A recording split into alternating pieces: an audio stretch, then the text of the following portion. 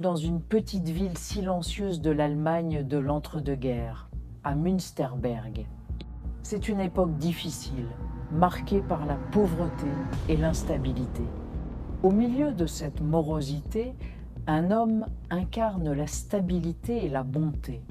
Karl Denke, c'est un propriétaire âgé, un retraité que tout le monde surnomme Papa Denk. Il est le bedeau de l'église, joue de l'orgue avec ferveur et entretient le plus beau potager du quartier. Son visage ridé et son sourire bienveillant inspirent la confiance. Les voyageurs sans le sou, les vagabonds qui errent sur les routes savent qu'ils peuvent frapper à sa porte. Il ne refuse jamais un bol de soupe ou un toit pour la nuit. Ce qu'ils ignorent, c'est qu'en franchissant le seuil de sa maison, ils entrent dans un piège mortel dont personne ne ressortira vivant. Le secret de Karl Denke est enfoui dans les murs de sa modeste demeure. Au rez-de-chaussée, tout semble normal, mais à l'étage, Denke a aménagé un atelier de boucherie macabre. Lorsque la nuit tombe sur Münsterberg, le vieil homme se transforme.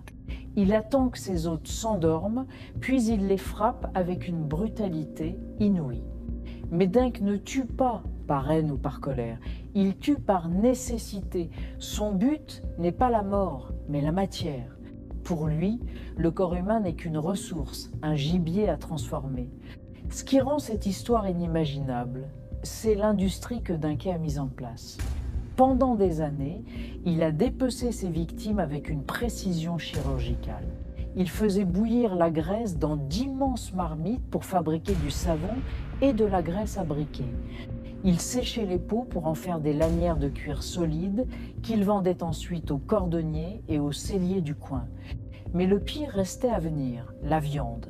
Denk salait, fumait et mettait en conserve la chair de ses victimes dans des centaines de bocaux, soigneusement étiquetés et rangés sur ses étagères comme un garde-manger éternel. Le thriller bascule dans la réalité le 20 et 1 décembre 1924. Un voyageur nommé Gabrielli, qui a eu la vie sauve de justesse, court nu et ensanglanté jusqu'au poste de police le plus proche. Il hurle que le vieux Denk a essayé de le tuer avec une hache.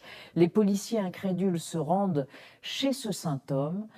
Denk les accueille calmement, niant les faits avec aplomb, mais son sang-froid vacille. Tandis que les policiers inspectent la maison, Denk profite d'un moment d'inattention pour se pendre à l'aide de sa cravate, laissant derrière lui un mystère qui va glacer le sang de l'Europe. Ce que la police découvre après sa mort dépasse les pires cauchemars. Dans la maison, des centaines de dents humaines sont retrouvées dans un sac.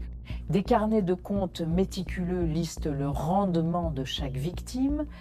Mais l'horreur absolue éclate quand on réalise que Denke n'a pas tout gardé pour lui. Les enquêteurs comprennent avec effroi que le porc fumé que Denke vendait tous les dimanches sur le marché de la ville, cette viande que les voisins adoraient et achetaient pour leur repas de fête, n'était autre que de la chair humaine. Les habitants de Münsterberg ont consommé leurs voisins disparus pendant des années, sans jamais soupçonner l'origine de ce goût si particulier. L'affaire Karl Denke reste aujourd'hui comme l'un des exemples les plus glaçants de dissimulation, où le monstre n'était pas une bête sauvage, mais le grand-père souriant qui vivait au bout de la rue. Merci d'avoir regardé, à très bientôt.